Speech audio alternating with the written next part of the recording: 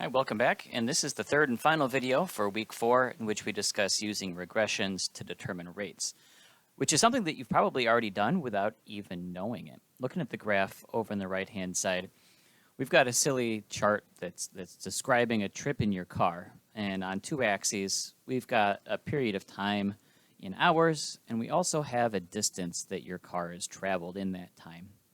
And we can see that things are changing because we have lines that are sloped in different directions, but at any point, say from point A to B, we can say that we drove for 5 hours, and over that 5-hour period, we might have driven about 60 miles. Interestingly enough, that allows you to determine your speed or your rate of movement, which would be miles per hour, which is what you're trying to look at in your car. And here we're going pretty slowly. But we see that the slope of these lines and their directions change, which gives us an indication that the car is moving at a different speed or a different rate. This is exactly what we're going to try to calculate this week in lab when we're changing the rates of diffusion out of a model cell. So let's discuss a little bit about how we can start collecting some data and analyzing it in Excel or in our Vernier software. So we often want to make graphs so that we can calculate rates so that we can determine how fast something changes. A very common experiment that one would do in a biology lab is to try to determine the concentration of a protein in a sample. Maybe we have extracted it from the cell and we want to know how much is present. To be able to do that, we would like to compare it to a known quantity or a known concentration of proteins. So we would do a protein assay. And to make that complete, we have a set of standard concentrations or tubes in which we have proteins dissolved to a fixed known given concentration that we use as standards to compare our unknowns to. So in a protein assay, we might mix these mixtures of known protein concentrations with a chemical that changes color, and the intensity of that color represents how much protein is present. And if we were to look at that in a spectrophotometer, we could graph a line that represents the absorbance at some particular wavelength as a function of the protein concentration. And so each of these dots on this graph that are increasing from left to right represent a tube that has a known concentration of protein that has then given us a different absorbance value in our spectrophotometer. And it will hopefully show us that there is a straight line here that describes what the relationship is between protein concentration and absorption. If we were to plug those numbers into Excel and make a graph, such as the one we see here, we've got a number of tools that we can use to analyze and describe this relationship, one of which is to make a linear fit or a linear regression.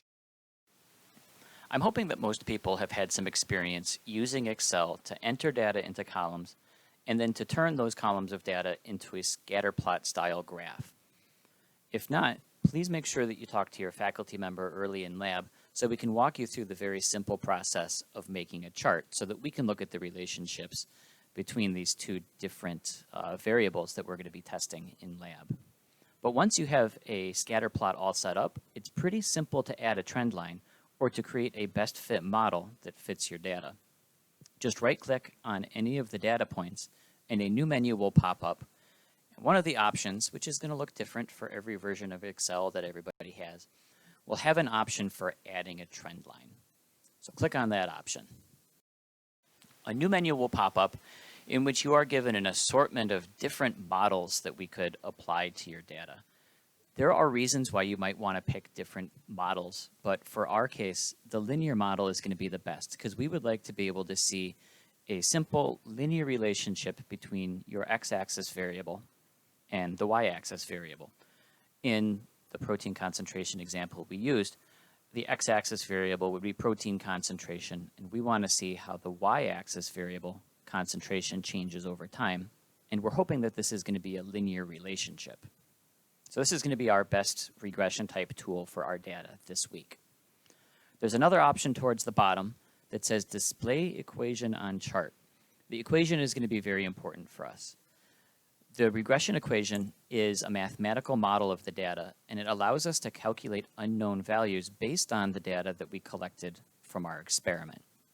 And after you click close on this, see that your graph has changed. And now we have a line that's drawn between or close to all of the data points that we graphed, and we get an ugly equation at the top. For our protein example, it's got very, very small numbers. And this equation represents a mathematical description of what we see on this line. So this line is described by the equation y equals 3 times 10 to the negative fifth x minus 0.001. This is an equation that's in the format y equals mx plus b. The y in the equation represents a value for the y-axis variable, and in our graph, that's the absorbance value. M is the slope of the line. I'll get back to that in a minute. X is the x-axis variable, and then b is the y-axis intercept. In our example, that y-intercept is almost exactly the same as 0.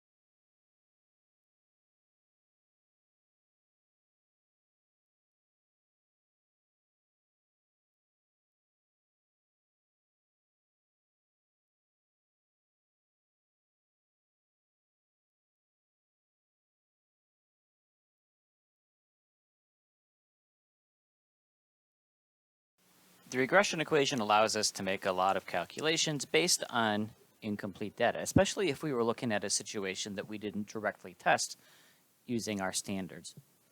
So let's look at an example of a silly experiment that doesn't really have much basis in actual biology, because I just made up these numbers. But what if we were asking the question, what percentage of seedlings are going to germinate in pots of soil when they are germinated at different temperatures?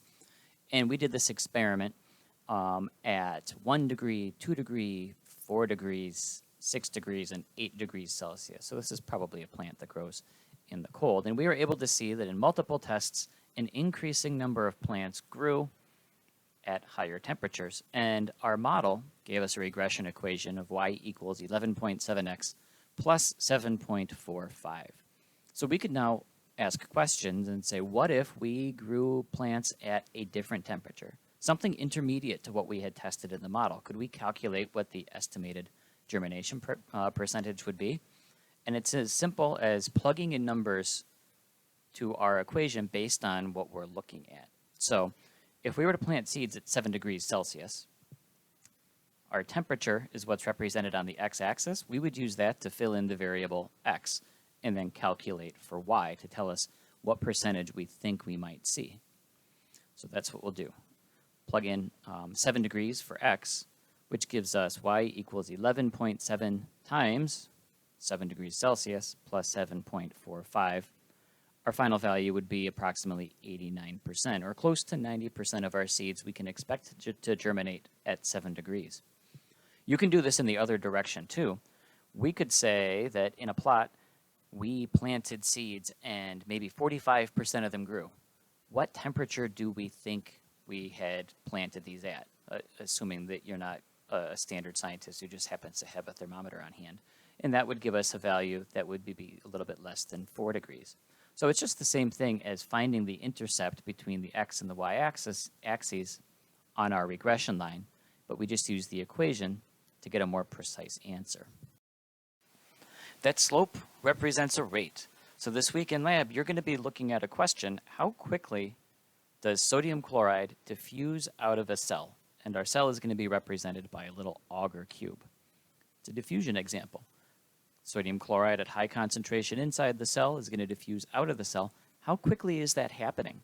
And we'll be able to establish a regression line based on a couple of experiments that we do to calculate this rate of diffusion.